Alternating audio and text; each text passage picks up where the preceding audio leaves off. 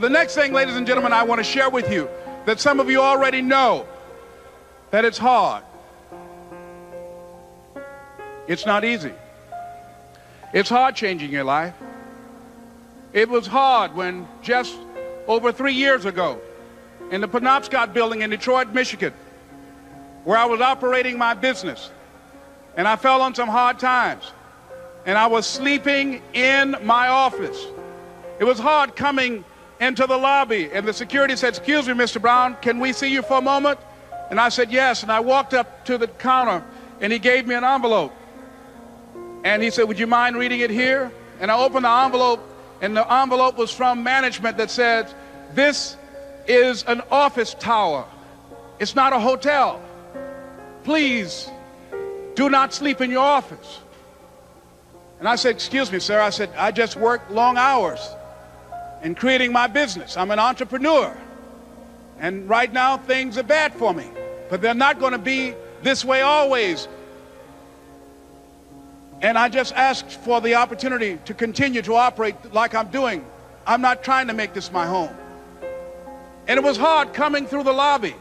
And sometimes they would laugh. There's a guy talking about becoming successful. And look at him.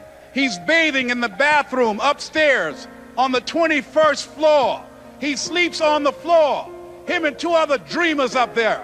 Look at him. It was hard, ladies and gentlemen, coming to speak to people. And I was facing financial difficulties in my own life. I was behind on my bills and my dreams, and I'm saying to them, "You can live your dream." It was hard, ladies and gentlemen. It was very difficult to pick myself up each day believing that I could do it. There were times that I doubted myself.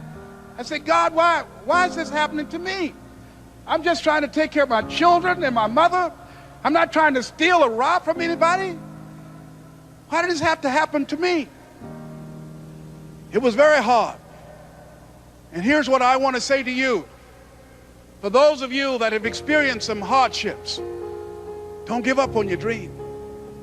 No one could have convinced me by holding on, by continuing to push forward, by continuing to run toward my dream, that one day I would have my own talk show. It's a long shot, ladies and gentlemen, from Liberty City, an abandoned building on a floor, never knowing my mother or father. It's a long shot. Being here with you today in this dome in Atlanta, it's a long shot. No college training, labeled educable, mentally retarded, but I kept running toward my dream.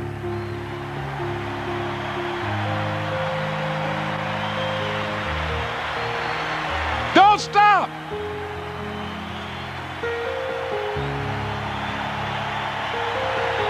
Don't stop.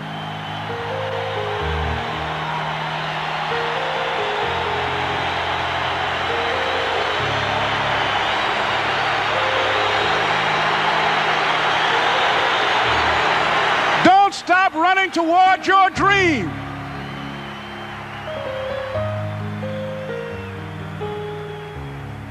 It's very important as you hold on to that dream. There are moments when you're going to doubt yourself.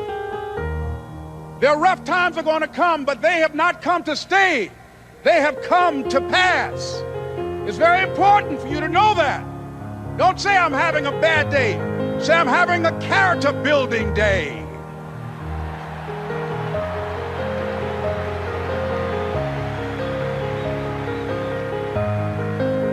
It's very important for you to believe that you are the one to make this happen. I remember this high school teacher, Mr. Leroy Washington, at the end of school one June, it was just a few days before we were supposed to leave, and I just got my report card, and it indicated that I'd failed history, and I'd failed English, and I would have to go to summer school.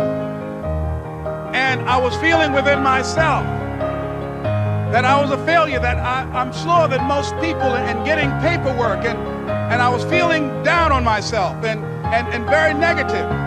And Mr. Washington was giving a speech to the graduating seniors, and I was in 11th grade.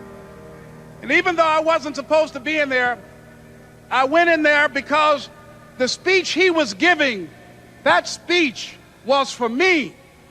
And as he talked, my heart began to beat fast. Tears began to run down my eyes, and I was in the back just listening to him, because he said, and he was a very dramatic man. I still talk to him to this day. He said, as graduating seniors of Booker T. Washington High School, I want you to know that you're blessed and highly favored, and that as you go toward the future, begin to know that you have greatness within you. And if just one of you here begin to envision yourselves as being blessed and highly favored to reach your goals, if just one of you capture the essence of what that means, that you have greatness within you and a responsibility to manifest that greatness, that you can make your parents proud, you can make your school proud, you can touch millions of people's lives, and the world will never be the same again because you came this way. And the students gave him a rousing standing ovation.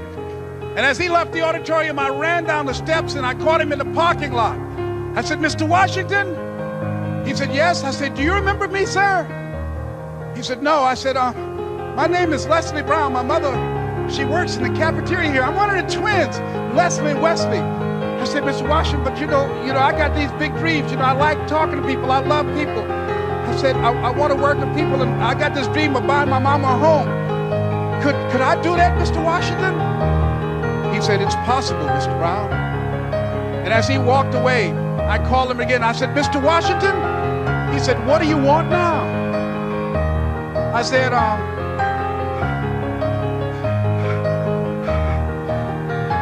I'm the one, sir. I said, I'm the one. You remember me, sir.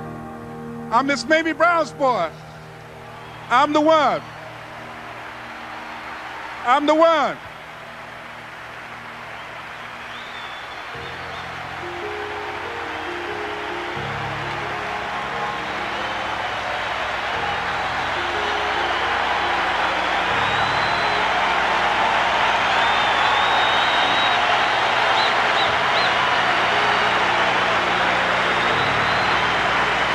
And you must feel that.